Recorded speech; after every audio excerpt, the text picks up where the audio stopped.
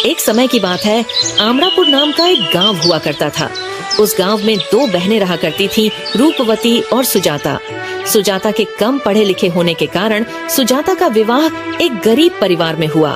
वहीं बड़ी बहन रूपवती की सुंदरता पर रीझकर एक अमीर व्यक्ति ने उससे विवाह कर लिया।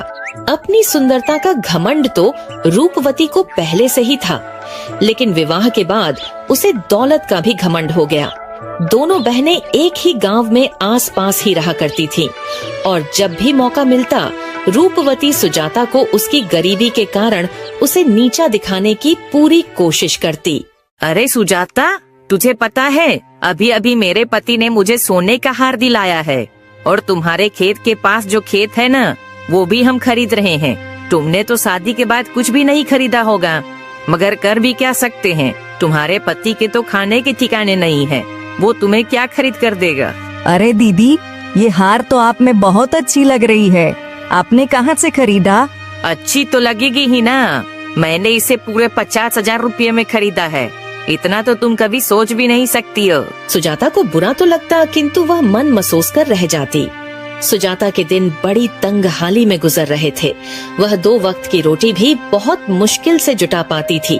कई बार रूपवती से मदद की गुहार की। अरे रूपवती बहन, आज हमारे घर में अन्न का एक भी दाना नहीं बचा है। ऐसे में मेरे पति जमींदार के घर गए थे, लेकिन जमींदार जी ने पैसे देने से इनकार कर दिया। तो रूपवती बहन, आज तुम थोड़े से पैसों की मदद कर दो। फसल बिकते ही हम तुम्हारे पैसे लौटा देंगे।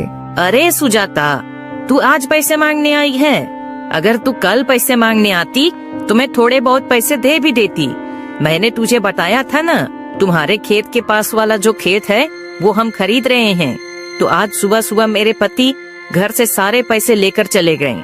घर में आज एक भी पैसे नहीं बचे हैं। बताओ, ऐसे में हम तुम्हारी मदद कैसे करेंगे। लेकिन रूपवती बहाना बनाकर सुजाता को पैसे देने से इनकार कर देती है। कोई बात नहीं रूपवती, मैं किसी और से पैसे मांग लूंगी। इतना कहकर सुजाता निराश होकर वापस अपने घर की ओर वापस लौट जाती है। भाग्यवान, तुम अपनी बहन रूपवती के पास गई थी ना, क्या उसने कुछ पैसे दिए? नहीं जी, रूपवती बोल रही थी अभी उनके पास भी पैसे नहीं है। बोल रही थी कि अगर तुम कल आती तो मैं जरूर पैसे दे देती। अरे भाग्यवान, मैं भी सेठ जी के पास गया था, उन्होंने भी मुझे मना कर दिया। बोल रहे थे अभी महीना खत्म होने में समय है, महीना खत्म होते ही तुम आ जाना, मैं तुम्हारे पूरे पैसे दे दूंगा। लेकिन जी, तब तक हम घर का खर्च कैसे चलाएंगे? हमारे घर में अब अन्न का एक भी दाना नहीं बचा है। अगर हमने कुछ नहीं किया तो हम भूखे मर जाएंगे। अरे भाग्यवान, क्यों ना तुम अपने बड़े भैया के पास मदद के लिए जाओ, मुझे लगता है वो हमारी मदद जरूर करेंगे। ठीक है जी, मैं एक बार अपने भैया के घर भी जाकर देखती हूँ, शायद वो हमारी मदद कर दे। यह कहकर सुजाता अपने बड़े भाई के घर की ओर मदद मांगने के लिए निकल पड़ती है। अरे भाभी, भैया कहाँ पर है? मुझे उनसे बहुत जरूरी काम है। क्या काम है, मुझसे कहो। अरे भाभी, मैं क्या बताऊँ, अभी हमारे घर के हालात बहुत खराब है। हमारे पास 2 वक्त के लिए भी खाने के लिए पैसे नहीं है। तो इसमें हम क्या कर सकते हैं सुजाता? हमारे पास कोई पैसे का पेड़ तो है नहीं जिससे हम पैसे तोड़ तोड़ कर तुम्हें हम दे दे। हमारे पास अभी बिल्कुल भी पैसे नहीं है। ठीक है, पैसे वैसे मांगने के अलावा कोई दूसरा काम हो तो बताओ, वरना यहाँ से चली जाओ। भाभी ने उसे घर से भगा दिया। दुखी होकर सुजाता अपने गांव वापस लौट जाती है। अरे सुजाता, आज तुम अपने बड़े भैया के घर गई थी, क्या तुम्हारे भैया ने तुम्हारी कुछ मदद की? मैं वहाँ गई थी जी, लेकिन भैया तो घर पर नहीं थे और भाभी ने मुझे घर से भगा दिया। अब तो भाग्यवान, हमारे पास खाने के लिए भी कुछ भी नहीं बचा है। अब हम क्या खाएंगे? ऐसे तो हम भूखे मर जाएंगे। ऐसे ही शाम का समय हो जाता है। अन्न का एक भी दाना न होने के कारण दोनों उदास बैठे हुए रहते हैं। बाहर बहुत ठंडी ठंडी हवा चल रही होती है। तभी दोनों को बाहर से एक आवाज सुनाई देती है। बेटी, अरे ओ बेटी, दरवाजा खोलो, मेरी मदद करो बेटी। अरे ये किसकी आवाज है? दोनों बाहर जाकर देखते हैं तो वही बूढ़ा व्यक्ति बाहर खड़ा होता है जो सुजाता को रास्ते पर मिला था। अरे बाबा, आप इतनी रात को यहाँ? अरे बेटी, मैं कुछ काम से पड़ोस के गांव गया था। आते आते शाम हो गई और बाहर बहुत ठंड भी है। क्या तुम आज मुझे अपने घर में रहने का जगह दोगी? बेटी, मैं कल सुबह होते ही घर निकल जाऊंगा। अरे बाबा, ये आप कैसी बात कर रहे हो? आप हमारे मेहमान हैं। आप इस घर को अपना ही घर समझिए। चलिए चलिए, अंदर आइए। बाहर बहुत ही ज्यादा ठंडी हवा चल रही है। धन्यवाद बेटी, तुमने मेरी फिर से मदद की। मैं तुम्हारा जीवन भर आभारी रहूंगा। हमें माफ करिए बाबा जी, हमारे पास आपको खिलाने के लिए कुछ भी नहीं है।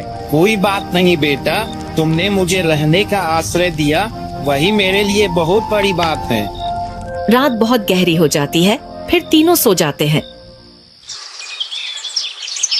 और सुबह सुबह जब रवि उठकर देखता है तो उसे बाबा जी कहीं नजर नहीं आ रहे होते हैं। अरे सुजाता, अरे ओ सुजाता, आ रही हूँ।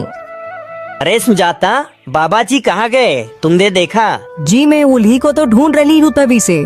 शायद वो अपने घर चले गए। तभी उन दोनों की नजर बाबा की पोटली पर जाती है जो उन्होंने अपने साथ लाया था। अरे भाग्यवान, ये तो बाबा जी की पोटली है ना?